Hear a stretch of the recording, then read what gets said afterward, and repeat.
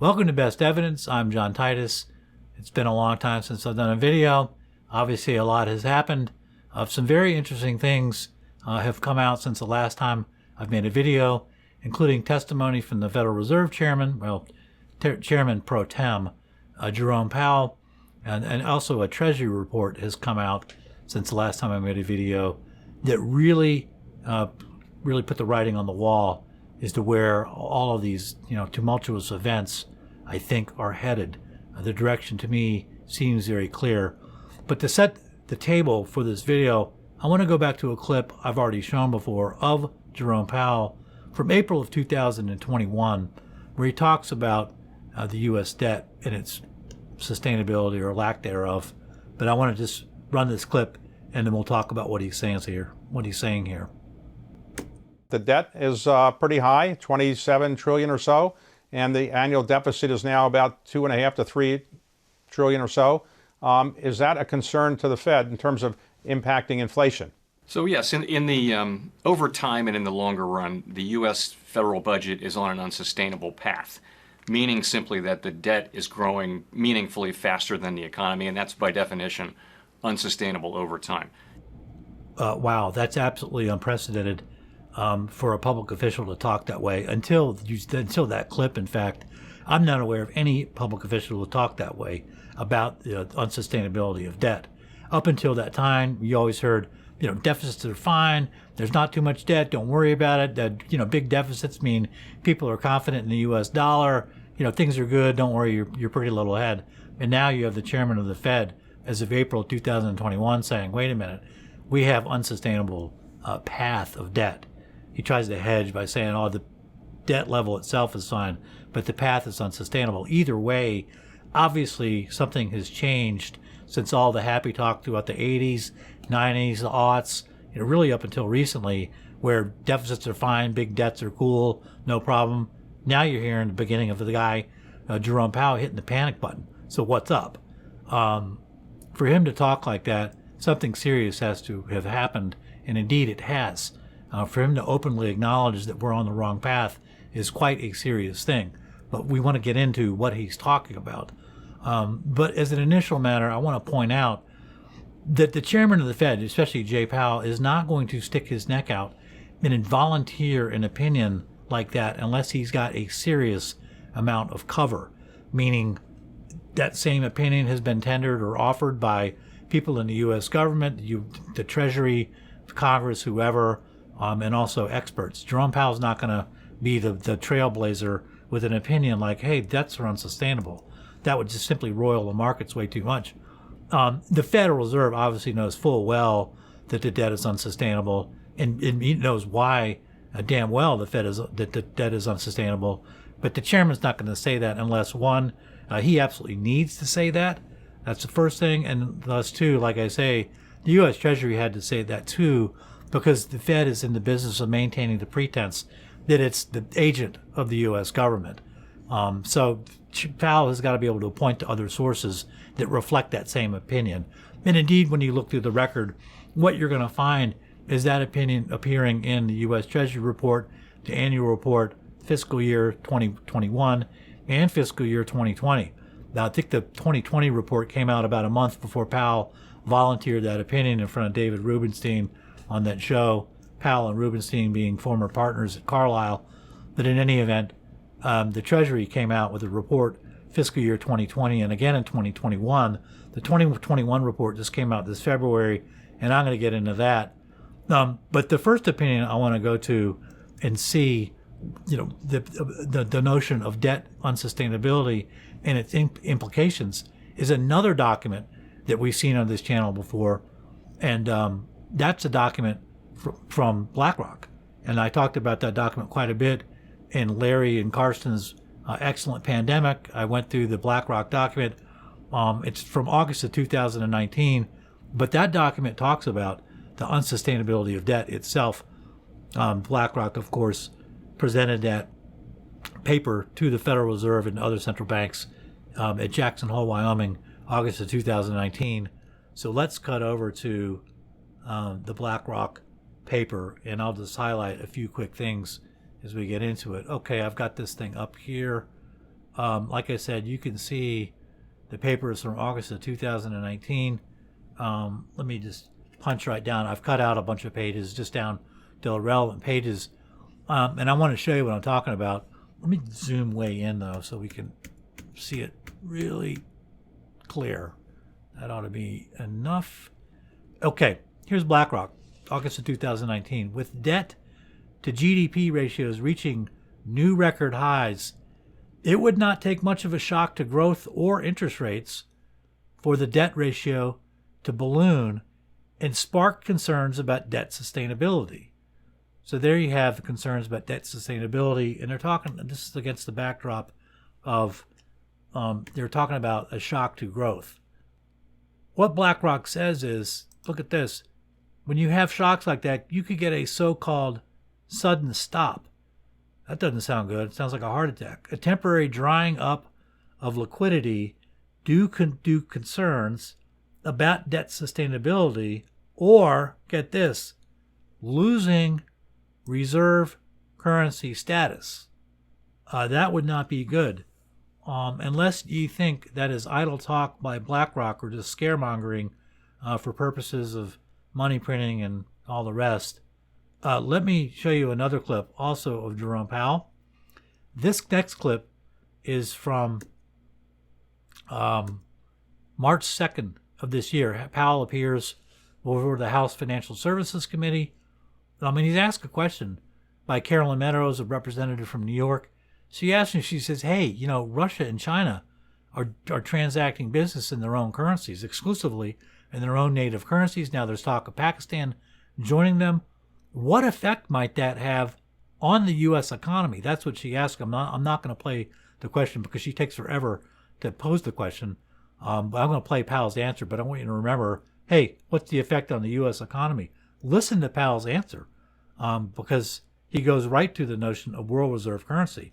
And by the way, when you watch this clip, pay attention not only to what he says, but pay attention to his body language. He's got this kind of head nod thing going on, which I find really curious. But let's watch this clip. Well, we do benefit from being the reserve currency for the main reserve currency for the world. And that really is because we have open capital accounts and the rule of law, and we have inflation, over a long period of time under control so that the dollar preserves its value. And so our markets are the most liquid, and it's the place where people want to be. Over time, the question is if some want to move away from the dollar, what will be the effect on us? I don't think it's something you would feel right away. Over time, they would have to create an economic ecosystem whereby another currency becomes, a better currency for them to use. What we can do is we can make the dollar the most attractive currency by continuing to have the rule of law and open capital accounts and make it an attractive place for people to invest and to use in their businesses. There wouldn't be any short-term effect of that. Over time, though, it would I suppose it would diminish our status as the reserve currency. It's also possible to have more than one large reserve currency, and there have been times when that was the case, and so it's not really clear. Okay, wow. There's a lot there. But did you catch that head nod? He does this little number. In my opinion, that's muscle memory. He's doing that to help him remember his lines, because the Fed chairman, Fed chairman pro tem, because he hasn't been confirmed for his second term, especially Jay Powell, is not going to get up in front of Congress and just testify off the cuff about the potential loss of world reserve currency unless he's got this thing totally scripted and totally memorized. And I think that head nod helps him remember his lines. And in fact, on a hunch, I looked up Jerome Powell's wife. I forget her name, but she is a TV producer and a director. She's directed a film. So she is someone who has experience with actors forgetting their lines.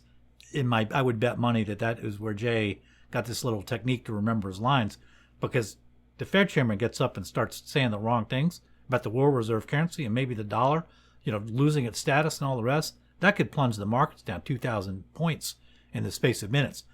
And he's just not going to do that. He's not that kind of guy. Anyway, I'll circle back to a lot of what he says. There's a lot more in that testimony he said. But first, I want to go back to BlackRock and finish off the BlackRock paper and what they're saying about that unsustainability. So let me get back into it. Okay. So we've talked about the sudden stop. And now we want to talk about this. If debt is on an unsustainable trajectory, what will happen? Well, the central bank can intervene either by increasing the monetary base by printing money. So increase the monetary base by printing money. That's one thing that can happen. Or it could restart QE. Well, actually, it could do both.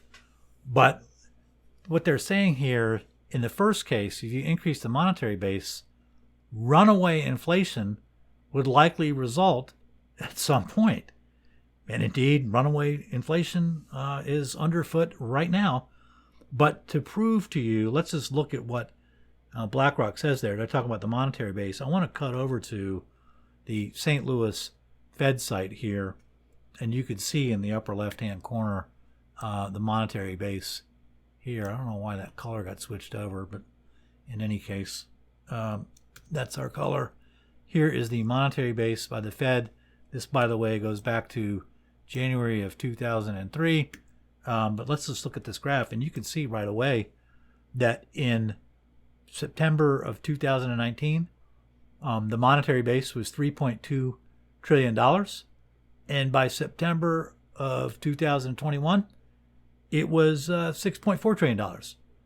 So yeah, I would call doubling the monetary base from 3.2 trillion to 6.4 trillion an increase in the monetary base. Sure enough, I would have to agree that that's an increase. And that's what you see here. BlackRock called it. They're saying, hey, you increase the monetary base, you could get runaway inflation. And I think that that's exactly what we've got going on now. The last thing I want to point out on this from BlackRock is what BlackRock's prescription. Because remember, BlackRock talks a lot about, hey, fiscal policy, meaning deciding how the money is spent, and monetary policy, meaning deciding how the money is created. They're kind of merging together, and we're helping that merger. We'd like to get our little dirty fingers into monetary and fiscal policy ourselves. But here's what BlackRock says can come when you have unsustainable debt. Notice this: record debt levels might also stoke expectations that taxes will be raised or benefits reduced. Let me just cut out the financial speak here. What they mean is record debt levels mean that taxes will be increased and benefits will be reduced. That's just, econo speak. Oh, it might stoke expectations of something. What that means is that's something they're talking about. It's coming. Period. Full stop. And that's what BlackRock is saying there. These high debt levels are going to have very serious consequences. So, what I have just laid out here is the writing on the wall for the World Reserve currency status. The debt is unsustainable. You saw that. Powell admits that. He says that himself. BlackRock said the same thing. BlackRock mentions the loss of World Reserve currency status. So does Powell. Powell also says expressly in his testimony before Congress that one of the things that's helped us maintain World Reserve currency status, the U.S. dollar, is inflation, low inflation over time. Well, guess what? There's no more low inflation over time. I was in the grocery store yesterday. The onions are $1.69. White onions are $1.69 a pound. They were 99 cents a pound like 2 months ago. $1.69. Yeah, there's runaway inflation. It's right. It's in the vegetable aisle. Yeah, it's all over the place. There's inflation galore due to the doubling of the monetary base by the Fed, at least by BlackRock's calculation. I think there's more to inflation than that, obviously. But the monetary base doubling, yeah, that had something to do with it. Powell also mentions the rule of law, which I found almost risible. If you watch this channel for any amount of time, that you already know that the U.S. lost the rule of law a long time ago. What we have is really the rule of banks and the rule of the Fed.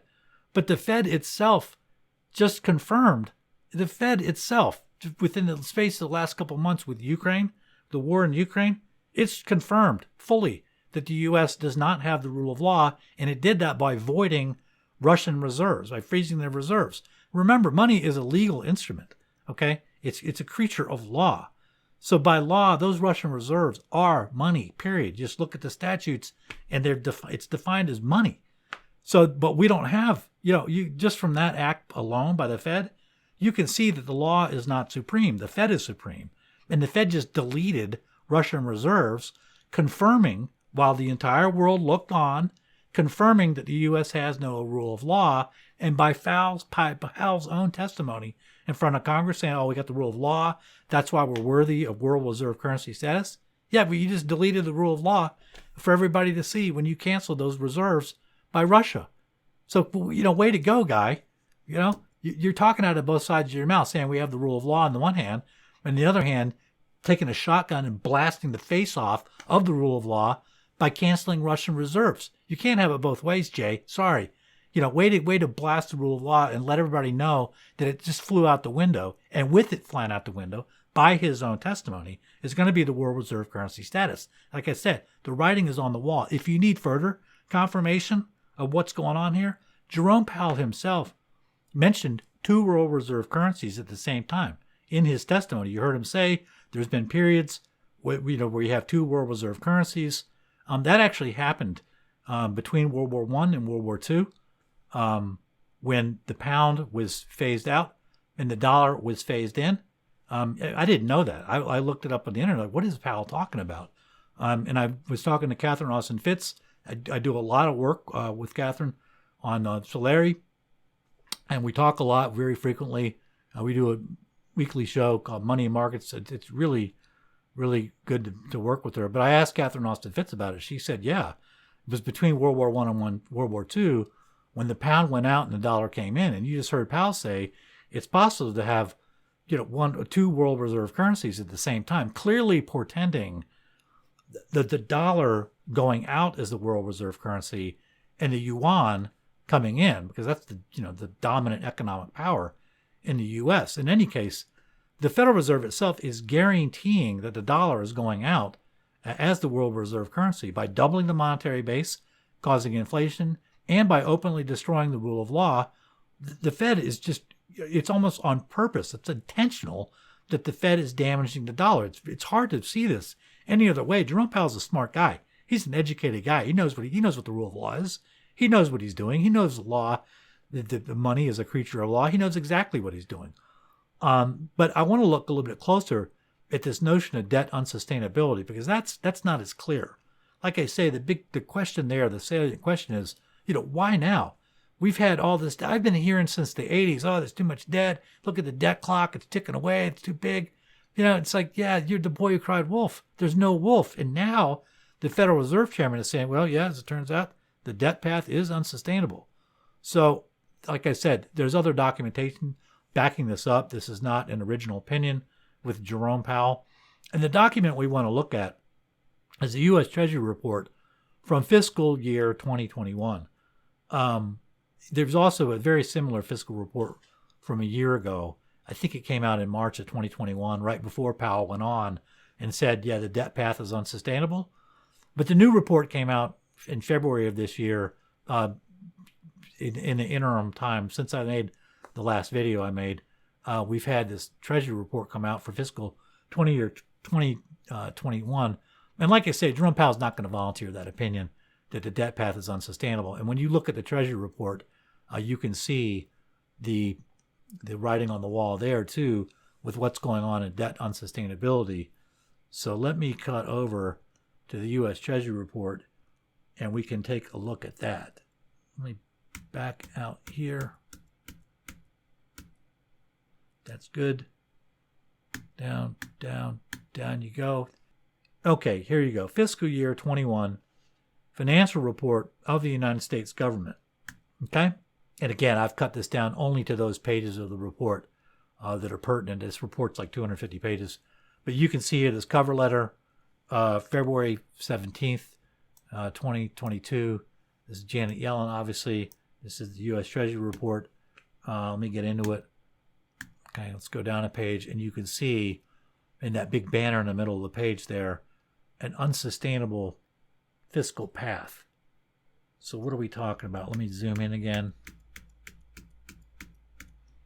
Nice and big. There we go. Okay.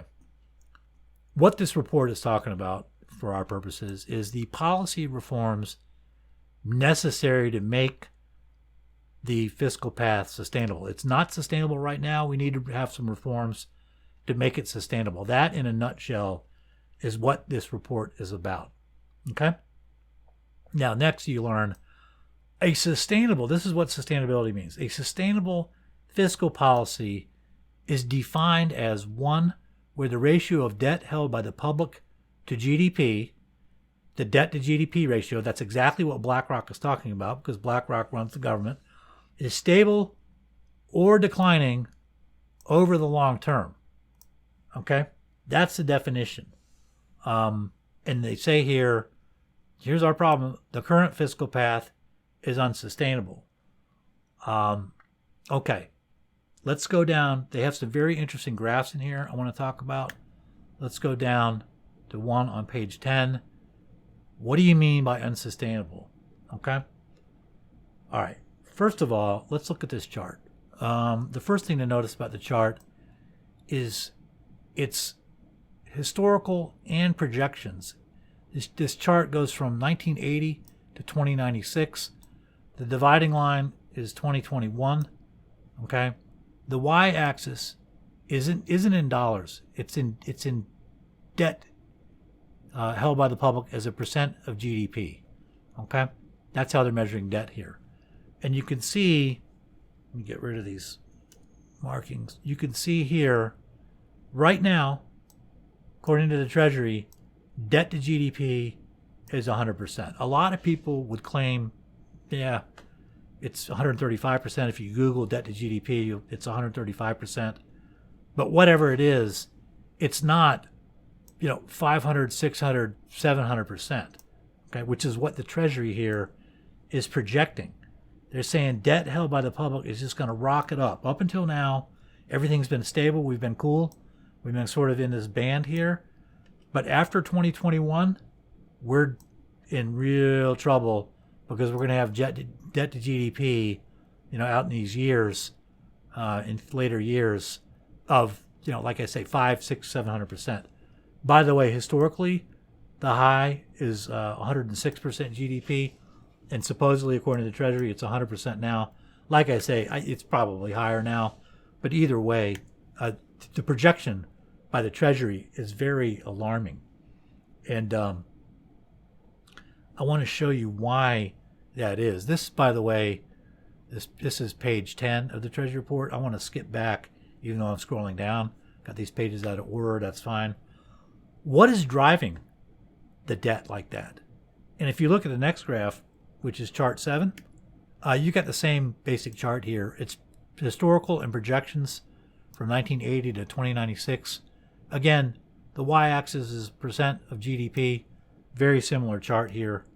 And you can see, flat out, what is causing the problem here. And it is called net interest. So here you go. Okay? That's what's driving the debt up over time. That's exactly what's doing it. Now, if you go through and you look at this chart a little bit more closely, you can see they've got these layers. Social Security, Medicare, Medicaid, defense spending, which we're not so concerned about. Other non-interest spending, we're not concerned about that. But this is the U.S. economy right here. This is the spending. And what they're saying is, after 2021, you're going to have deficits that are just, this line is very important too. Let me highlight this one. This black line here, this is total receipts. Okay? So if your total receipts are less than your spending, you have deficits. And you can see that after 2021, the deficits become entrenched. And basically the area of this curve, you just take an integral of it, and you'll get this line. That's the basic math behind what's going on here. Okay. So it's interesting, though, what the Treasury is saying. And remember, the Treasury is run by Janet Yellen, formerly the chairwoman of the Fed. And so notice what they're saying here. What's the culprit? The Treasury's not saying what the culprit is. The culprit is net interest. Okay, and I'll talk about that in a little bit. According to the Treasury, the problem is not the interest, it's the primary deficit. It's the problem. And the primary deficit is the difference between the non-interest spending and receipts. So we can't ever touch that interest. Oh no. We've got to worry about non-interest spending. We just don't worry about the interest at all. By the way, when they talk about a prescription for all this, it's back to BlackRock. They're saying what you're going to need to do to make the fiscal policy sustainable now over the next 75 years, you're going to need a combination of spending reduction and receipt increases equal to 6.2% of GDP, which is about $8,000 for everyone who's in the labor force, essentially. It's a lot of money. These are serious, austere cuts that we're facing. That's what the Treasury is saying to get us back onto the correct fiscal path. But these graphs, this isn't really all that helpful because they do cut out interest. They show it here, the interest. You get the green color back. They show it, but notice that the interest doesn't get the layer treatment. It's just a line. Like, oh, that innocent interest, it's just causing cancer on the body politic. You can just ignore it. The real problem is the body of the U.S., the spending on Social Security, Medicare, Medicaid, and all that. Okay, the Treasury Report really isn't all that clear because they're only focused on non-interest spending. What I want to do, I've generated my own graphs that kind of include interest in what's driving the unsustainability of debt. And I'm going to look at these graphs because I really think they lay out what's actually going on and why Jerome Powell and others are hitting the panic button now saying, oh my God, debt is unsustainable. Basically what's going on is the U.S. is now borrowing money to make an interest payment. When you properly define interest and when you fully understand what is meant by interest. There was a presentation made by a guy named Luke Groman. I've got a link to his presentation in the description box. I think it's element item 5 in the description box. But he says, interest is really more than just the technical interest on the debt. It also includes, other things, sort of like the non-negotiable spending on things like Social Security, Medicare, and Medicaid. And I had to think about what he was saying, but kind of when I thought through it, I was like, yeah, he's right about that. So anyway, I want to look at my graphs, and I'll show you what's going on. It lays out a lot of the same things that the Fed does, but it makes it really clear what the problem is. Okay, so here's the first graph. Tax receipts versus budget items. Tax receipts there is shown in white. We saw that line previously. It's in dark black in the Treasury Report. My graph goes from 1960 to 2020, so it's a little bit longer. But here are the labels, and I've borrowed the Treasury's color scheme. But here are the layers, okay? The green layer, Social Security, there's that. Then we've got next layer, Medicare, and then we've got Medicaid, and then we've got interest. So my graph shows interest. And you can see right away that the interest is smaller here than it was, say, back in the early 90s. And the reason for that, obviously, is that the Fed has lowered interest rates down to zero. But they are not zero, and so interest continues to accrue. And basically what you see here is that this line is inexorably going to intersect with your revenue, and it is going to overtake your revenue. And once that happens, like Groman says, this is all kind of non-discretionary spending. It's non-negotiable. Okay, everybody thinks that it's only the interest that's really non-negotiable, and that's not true. The interest rate and the amount of interest you pay is done by express contract. When you issue a bond at, say, 3%, you got to make that 3% payment no matter what. You may be able to roll over the principal, but you absolutely have to pay the interest. But if you think about it, Social Security, Medicare, and Medicaid, they're kind of by contract too.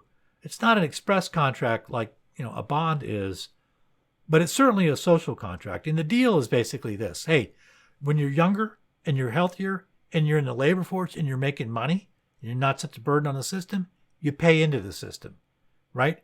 And then when you get older, you're weaker, you're frail, you're out of the labor force, you're not making money. You paid in all that money before. Now you get the money back out. We'll take care of you. We'll give you a little income. We'll take care of your health and all the rest. And that's really the deal with Social Security, Medicare, Medicaid. And that's really, Groman's right. That's not negotiable. Like he says, Janet Yellen is not going to get up in front of a microphone and tell people, hey, we're sorry, we can't make your Social Security payment this month. That's just not going to happen. And so when you look at this graph, like I say, you can see this is your problem. Just like you're not going to get up and, certainly the country's not going to get up and not make an interest payment. That would be a default. But in the same way, the country is really not going to say, we're not going to make your Social Security payment either, because they know there would be like open revolt. Either way, not making your interest payment, your technical interest payment on your bonds, or not making your Social Security payments and these sort of social program payments that, like I say, that really is part of a social contract, you're inviting big trouble. And even if that trouble didn't materialize, people would worry about it. There would be expectations of riots and whatnot, and it would weaken the dollar. There's no question about that. And you can see in this graph that this revenue line here from tax receipts is at best flat, and that the expense line is increasing. And once you get over that, if you've ever been to an off-track betting facility and you see these guys walking around, their hands are all gnarled, or maybe they got a limp, a good fraction of those guys, that happened because they were borrowing to make the juice payment, to make the VIG. You got to pay the interest. You got to pay the juice man. You have to make that payment. And if you don't make the payment, bad things are going to happen. Other guys, who are walking around like that with hands all gnarled and busted up and stuff like that, they're probably gambling, right in front of the debtor. It's a big faux pas. Anyway, that's really the problem here with the debt. This graph here shows you ultimately what's making this unsustainable. Okay, like I said, the real problem here, the ultimate problem, the root of the problem, is that the U.S. borrows its money into existence. And that ultimately is a problem. Let's cut back to the BlackRock report really quick. And I'll show you an interesting thing that BlackRock says. Typically, countries that issue debt in their own currency can do blah, blah, blah, blah, blah, blah, blah. But that phrase is a major tell, because it's like, well, why are you issuing debt in your own currency? There's too many words here. Why don't you just issue their own currency? Why issue debt to get your currency? Why not just issue the currency itself? We issue quarters. We mint dimes. We mint silver dollars. We mint Sacagawea dollars for the toll road, all these things. They don't have an interest rate associated with them. Why are we borrowing our own money into existence at interest rate? So this notion that we're borrowing our money into existence is simply crazy, because it comes with an interest rate that spins out of control. And you see it in those graphs. If the U.S. started issuing its own money instead of borrowing its own money into existence, the debt would not be a problem. You'd still have your present debt, and you'd have to retire that. But going forward, you wouldn't have the interest rate problems that you have. That is all coming from the fact that the U.S. is borrowing its money into existence. And I'll tell you something. There are a lot of people have noticed this over history. I want to go to a quote that lays this out very clearly from a pretty smart guy. If our nation can issue a dollar bond, it can issue a dollar bill. Meaning, if you can issue a bond at interest, you can issue a dollar bill. The element that makes the bond good makes the bill good also. The difference between the bond and the bill is that the interest-bearing bond lets money brokers collect twice the amount of the bond plus 20%, whereas the currency pays nobody but those who contribute directly in some useful way. That's from Thomas Edison in the New York Times, December 4th, 1921. He's exactly right about that. And I talk about the same thing Edison's talking about the difference between the bond and the bill, and I lay it out sort of graphically in a video I did called "Has the Federal Reserve Kept Two Sets of Books for the Last 50 Years?" And I want to play this clip because it sort of shows what I'm talking about. It's how the Fed is literally a middleman that is just sucking the blood out of the neck of the country and getting interest rate for it. It's not that what the Fed's doing doesn't provide any value. It does. But pay them a flat fee. This notion that we're paying people interest on our own money, it's just crazy. So let me show you that clip. And so let's look at the reality of the situation, starting with the assets. In reality, that asset is nothing but a bond. It is an IOU from we the people. And likewise, on the equity side, that is all cash in reality, or reserves, but we can just represent it as cash. And the cash rests on the IOU. But the IOU is a bond, and so it in turn rests on the full faith and credit of the United States. And so now you sort of see what's going on here, that the cash rests on the IOU, which rests on the full faith and credit, and you got to ask yourself what the IOU is really doing there other than adding an interest rate to feed. Why don't we just get rid of the IOU, since the cash is resting ultimately on the full faith and credit anyway? We'll just cut out the middleman. So the ultimate problem is you've got the problem at the source of your money. You're borrowing your money into existence. And it's that interest rate that's generating ultimately these graphs.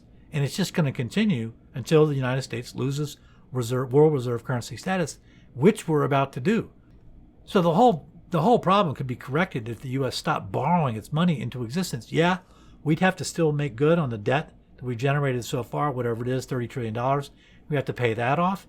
But if the U.S. started issuing its money instead of borrowing its money into existence, which is totally insane, like Edison noticed, our problems would go away over time because the interest monster wouldn't be generating that cancerous, ramp up you see in the Treasury Report and that you saw in my graphs.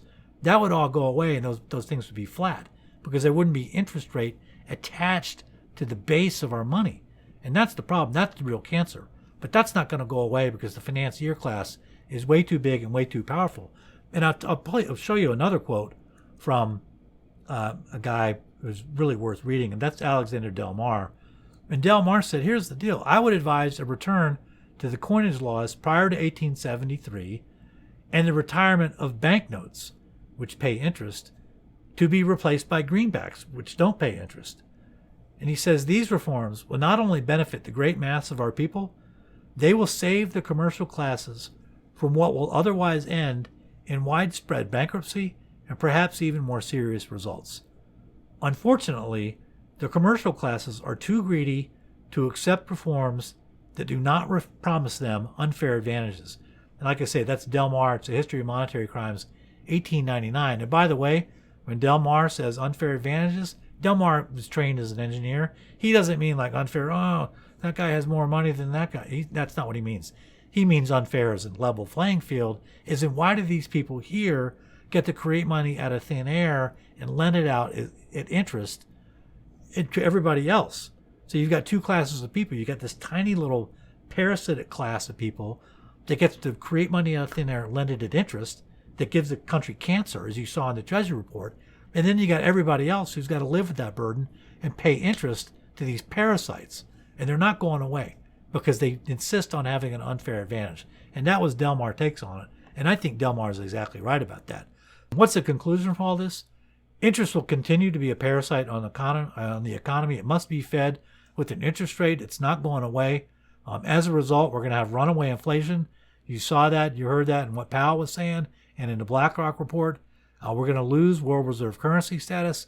And meanwhile, as you saw from the Treasury Report, the plan isn't to deal with the cancer of the interest. It's to chop up the U.S. patient and say, we're going to cut your benefits and raise your taxes. So in other words, you're in the hospital. The doctor's like, well, we can't deal with the cancer.